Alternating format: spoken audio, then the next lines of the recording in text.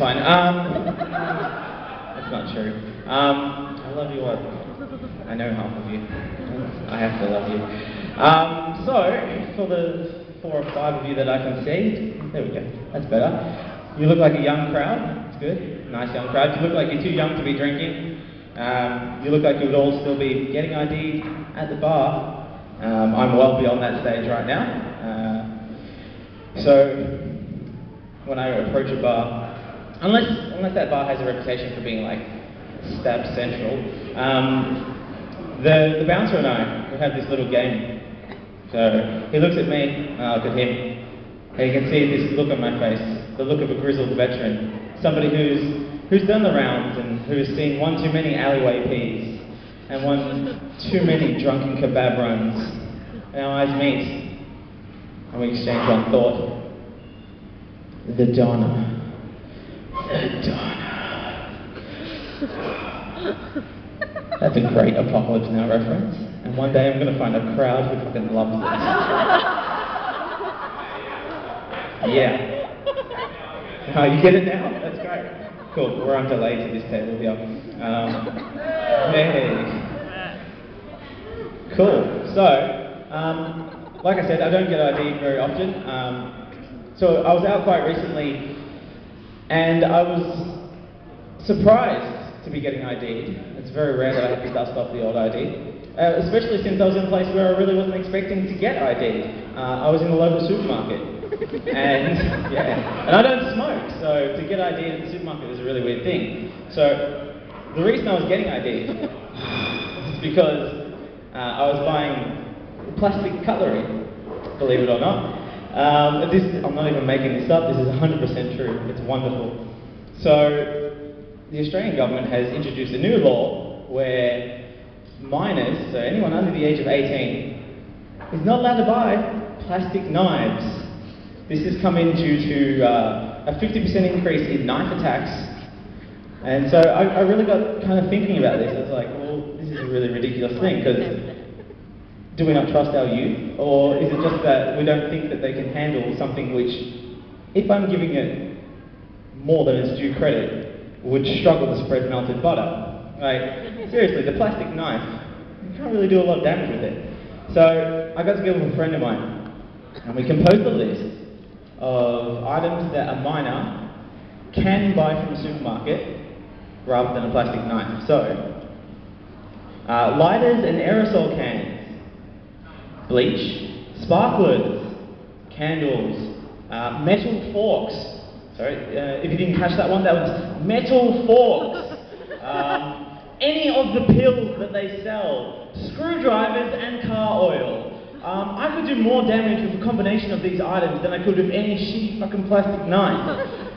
I'm being completely honest. And what really shocked me was, like, so the girl, she clearly had this really embarrassed look on her face. She couldn't understand. Now she was like, I'm sorry to be doing this to you, but you know, I have to, it's the law, whatever. And I would have felt bad for her if I didn't feel that I had suddenly slipped in some kind of Orwellian nightmare world where my right to hassle-free, shitty cutlery hadn't been compromised. So, you know, it's just ridiculous. And I got to thinking, you know, who are the people who put these laws in place? Do they trust our youth? Do they not?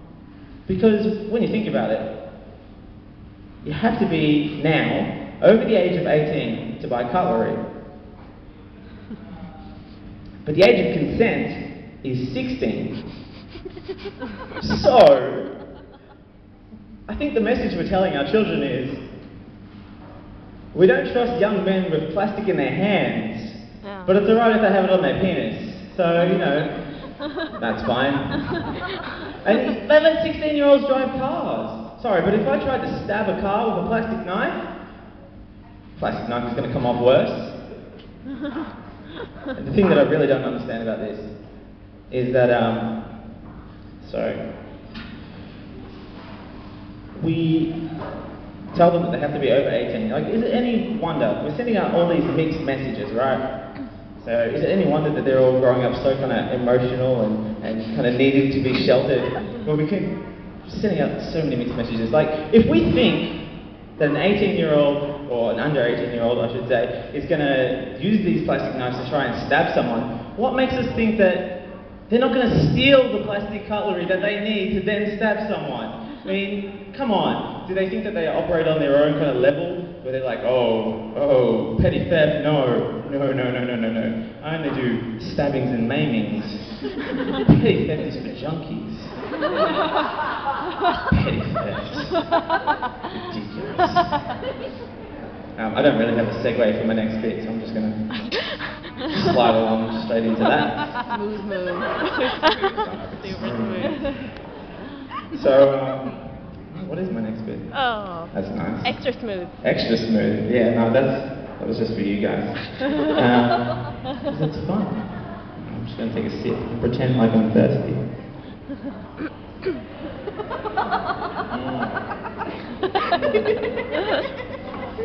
Alright, so there's a lot of toilet graffiti around here, so graffiti on cubicle walls.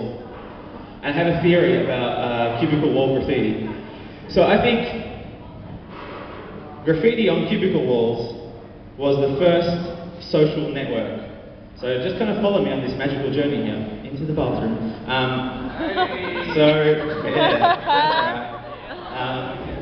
That's how I get down. So, firstly and simply, the only reason you would engage in toilet graffiti or social networking is because you're sitting in one place staring at a blank wall bored. That's fine. So somebody comes along, they've got a pen in hand for whatever reason.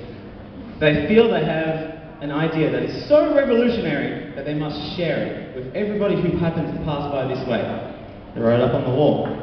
Somebody else comes along, and then they see this message, and they think to themselves, that's a bit shit. I don't really agree with that. And driven by equal amounts of rage, or outrage, or boredom, put their own message. And before long, bedlam ensues. Before you know it, there are people climbing up on the back of the toilet cubicle to write in the only empty space that they can find, which is the roof, and then drawing long arrows back right to the original point, because heaven forfend that we should mix up where their messages are connecting to, because you know, these eloquent people who are putting up messages like, haha, your mother fag, and don't forget, mother is spelled M-U-T-H-A, in an ever-eloquent statement. We shouldn't really want to know whose mother they're dissing. You know, we shouldn't get that confused. That would be really insulting, wouldn't it?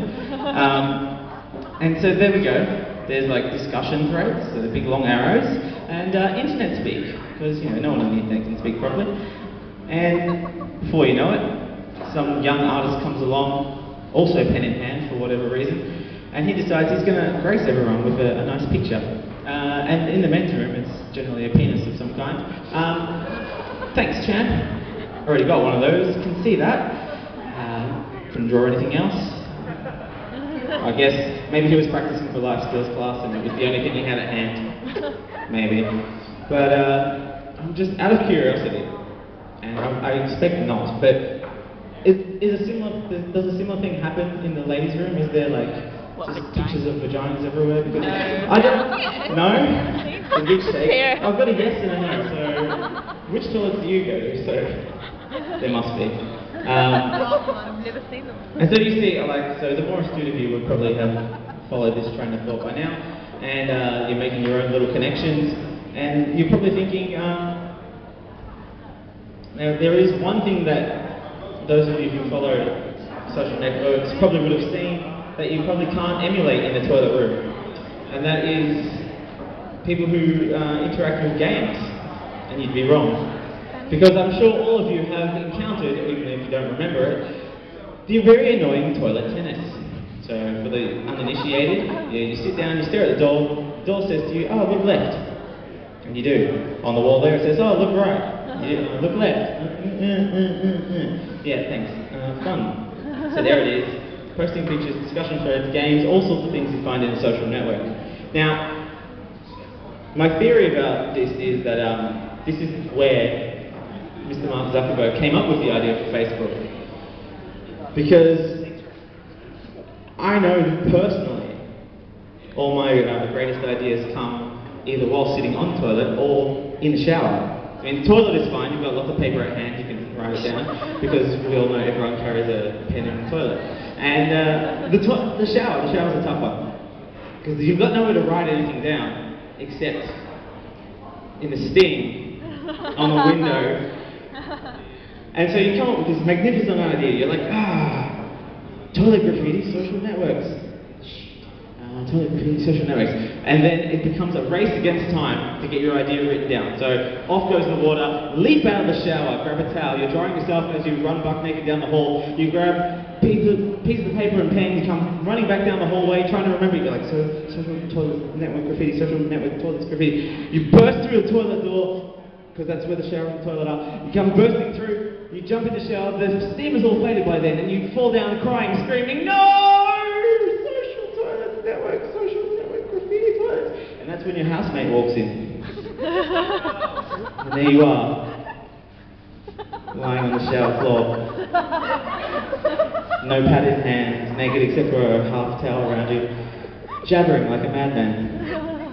Social toilets, networks, social networks, toilets. And they slowly back out of the room. For the next week or so, it's a little bit awkward. Can't make eye contact. But then it passes. But you know, somewhere in the back of your mind, that for the rest of their lives, they're going to be telling that story to whoever they live with. And so you have just achieved immortality. Isn't it wonderful? Thank you very much. You've been a lovely crowd.